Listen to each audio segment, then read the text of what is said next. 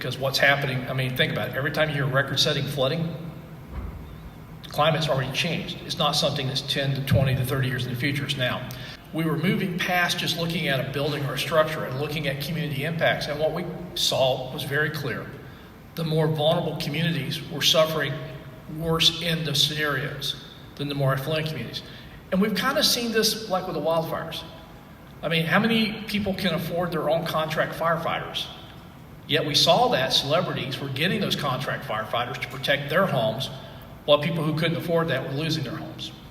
So this idea of everybody wants to talk about resiliency.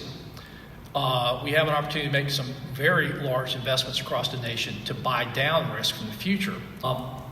And most of the software and systems people have used to describe the impacts of disaster, they're not really good at forecasting impacts.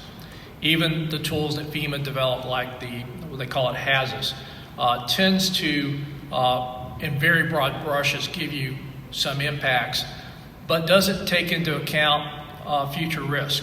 Incorporate social vulnerabilities into the calculations of cost-benefit analysis and move beyond a dollar invested gives us, a savings of $4 to $9 in future reduction in losses.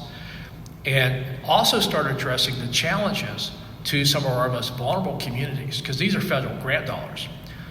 It takes grant administrators, it takes planners, and some of those vulnerable communities don't even have those resources. So how much more can the federal government working with states do to reduce the divide of only affluent communities with the tax base and resources to apply for and manage grants to get the funding?